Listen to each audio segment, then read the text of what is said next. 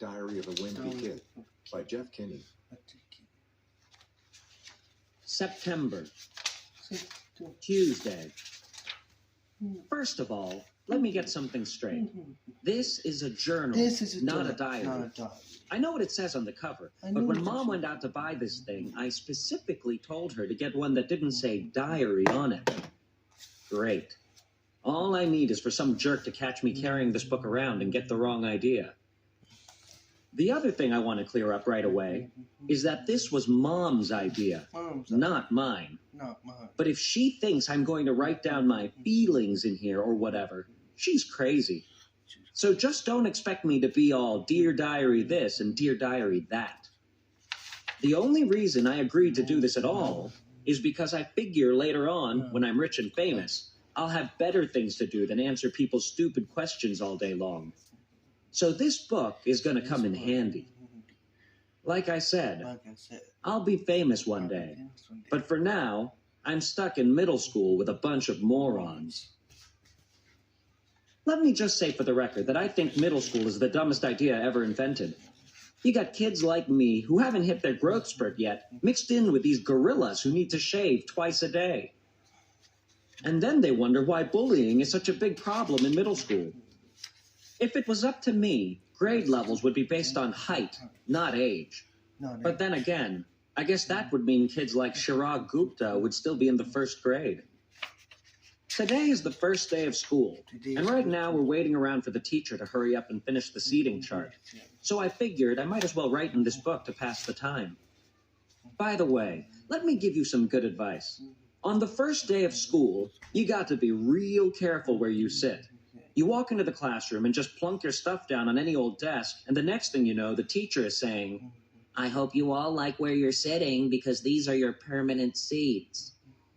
So in this class, I got stuck with Chris Hosey in front of me and Lionel James in back of me. Jason Brill came in late and almost sat to my right, but luckily I stopped that from happening at the last second.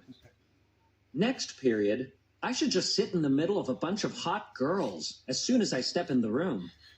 But I guess if I do that, it just proves I didn't learn anything from last year, because I ended up passing notes that probably read, "Greg is a dork." Man, I don't know what is up with the girls these days. It used to be a whole lot simpler back in elementary school. The deal was, if you were the fastest runner in your class, you got all the girls. And in the 5th grade, the fastest runner was Ronnie McCoy. Nowadays, it's a whole lot more complicated. Now it's about the kind of clothes you wear, or how rich you are, or if you have a cute butt or whatever. And kids like Ronnie McCoy are scratching their heads wondering, what the heck happened? What the heck happened? The most popular boy in my grade is Bryce Anderson. The thing that really stinks is that I have always been into girls, but kids like Bryce have only come around in the last couple of years. I remember how Bryce used to act back in elementary school. He would say things like, "I think girls are stinky poos." If I heard him, I would immediately say, "I don't think girls are stinky poos." But of course now I don't get any credit for sticking with the girls all this time. Like I said, Bryce is the most popular kid in our grade, so that leaves all the rest of us guys scrambling for the other spots. The best I can figure is that I'm somewhere around 52nd or 53rd most popular this year.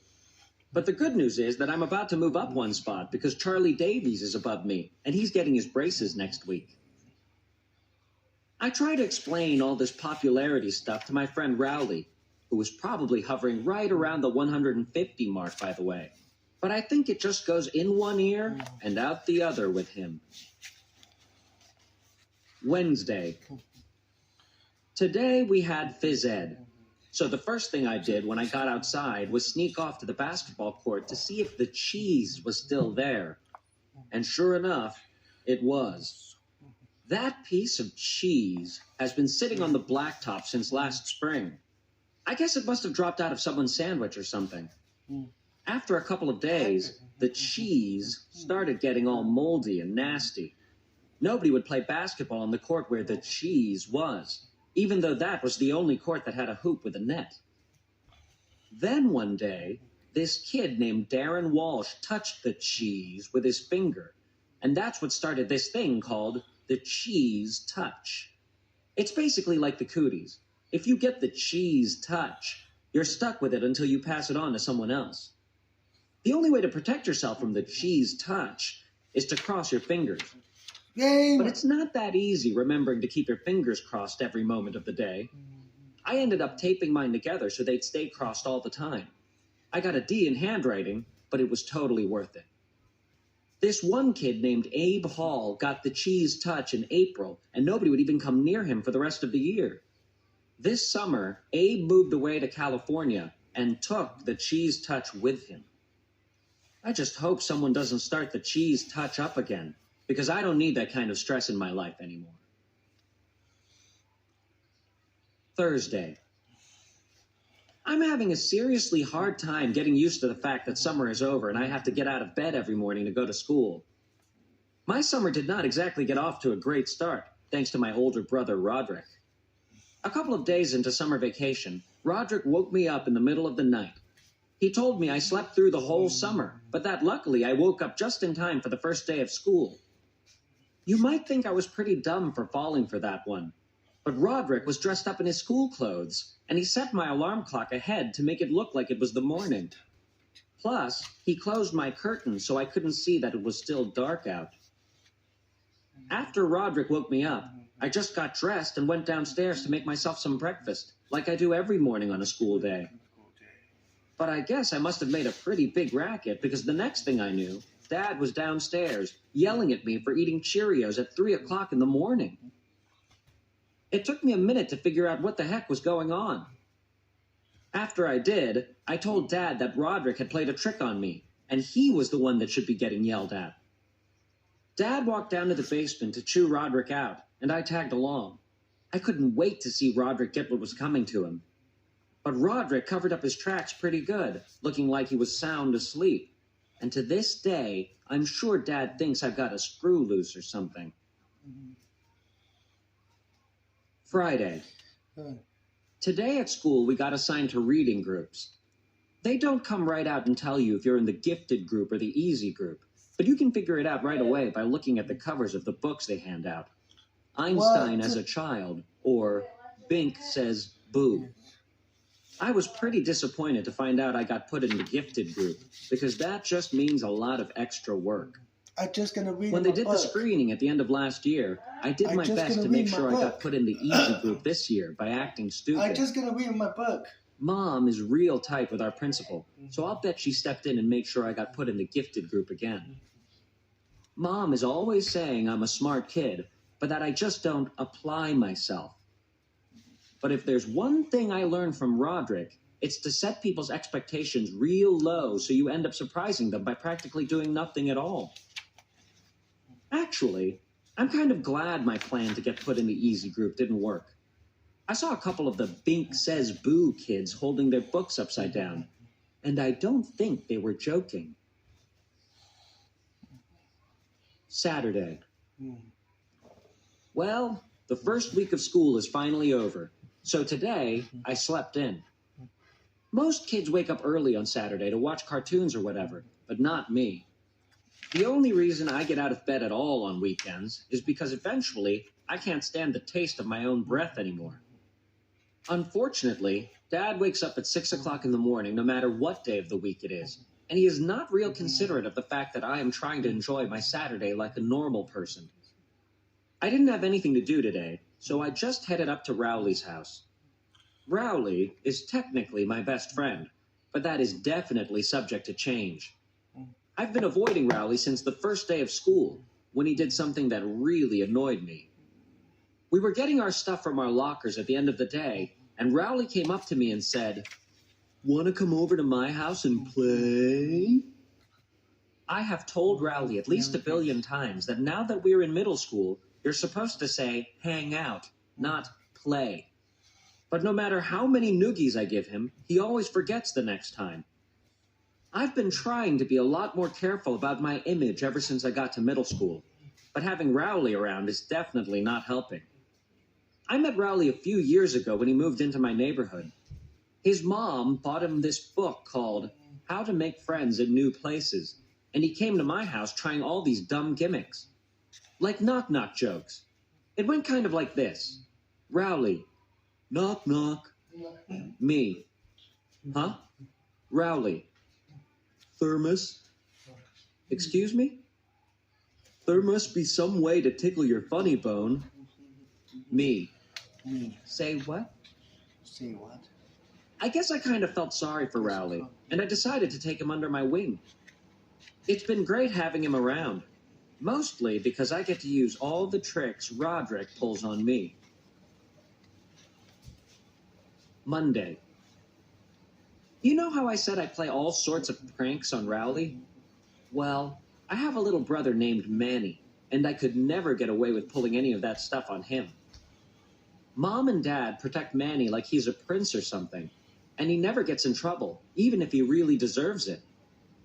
Yesterday, Manny drew a self-portrait on my bedroom door in permanent marker. I thought Mom and Dad were really going to let him have it, but as usual, I was wrong. But the thing that bugs me the most about Manny is the nickname he has for me. When he was a baby, he couldn't pronounce brother, so he started calling me Bubby. And he still calls me that now, even though I keep trying to get Mom and Dad to make him stop. Luckily, none of my friends have found out yet, but believe me, I have had some really close calls. Mom makes me help Manny get ready for school in the morning. After I make Manny his breakfast, he carries his cereal bowl into the family room and sits on his plastic potty. And when it's time for him to go to daycare, he gets up and dumps whatever he didn't eat right in the toilet.